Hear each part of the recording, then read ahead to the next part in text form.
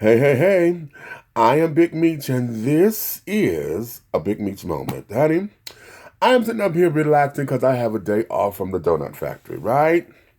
And so I decided to get into the videos. Everybody trying to send me this video of The Root interviewing Malik Yoba. Well, honey, after watching that, I saw it up in its entirety. And I'm going to say this, and I'm reading the comments and carrying on, and some folks feel as though the route went further than what um, Charlemagne the God and them did over at the Breakfast Club and all of that, and that's cute if you feel that way. However, I'm going to add this. Miss Thing that was doing the interview, that bitch pulled a sissy stunt. She pulled a stunt among stunts because she was being messy. Okay? You don't sit down with the children, and Malik kept saying we did this and we talked about this. We went through this for 4 hours.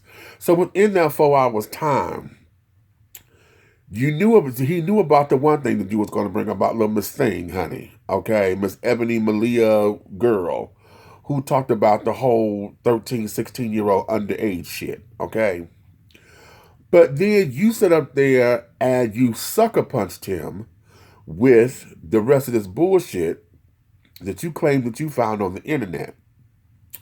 Why didn't you discuss this during that 4 hour time block? Because that came out of just out of nowhere. You sucker punched him in that interview.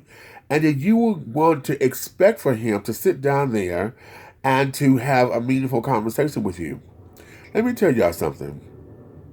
Being in this business of interviewing and carrying on, I understand sensational, the shock jock is still out there. Everybody want to be Howard Stern. They want to be Wendy Williams. And in an effort of thinking that you're Barbara Walters and Oprah when you're not. That wasn't that. I don't think that was called for. I think that if you wanted to get that answer, there was a way that it could have been done in a tasteful manner to where it wasn't all the sensationalism and carrying on.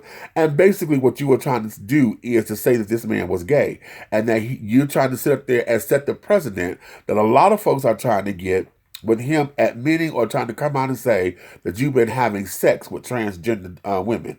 And I don't know what is this fucking obsession with everybody wanting him to admit that he's had sex with these children. Because that's not what he said. That is not what he said. He said that's not what he's done.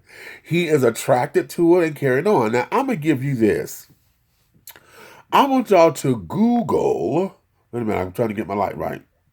I want y'all to Google Tracy Norman, aka Tracy Africa. Because for those of you who don't understand about what he says about being attracted to trans women, I want to, particularly those of you who are my age and older, who think that y'all don't get it. I want y'all to go research that name.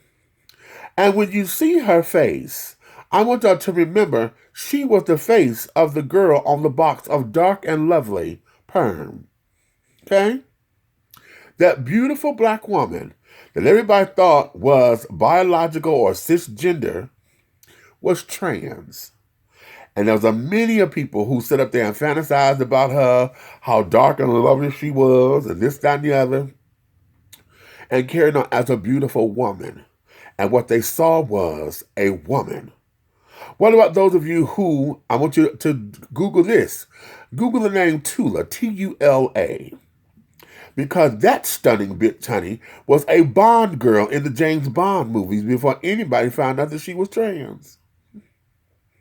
And in a two-piece bikini, doing all that she was doing in the movie and carrying on. Was it a two-piece? Well, let me not. I think she had on a two-piece. But nonetheless, she was a Bond girl. Up there, honey, with James Bond and carrying on one of his beautiful lovelies and things, honey, that everybody assumed because James Bond being the character, that he fucked all his girls. Okay? So, yeah. So, to understand or to act as if y'all don't get that no one can be attracted to them without having sex is ridiculous. The Root, though I admire you for wanting to tackle the story, I'm going to sit down and that was bullshit that you did that y'all set him up and that you're trying to get him to confess to something that he is not instead of accepting the story for at face value.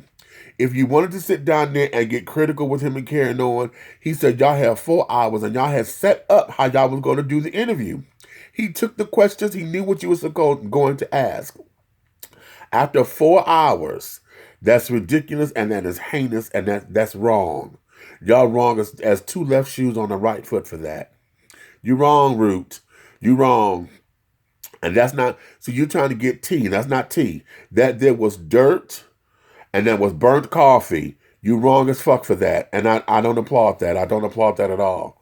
I don't applaud that. I don't mind. I see why he got up and walked out. Because he should have, because you sucker punched his ass. That ain't cute. This is Big Meach, honey. That's just my moment right now. Ha.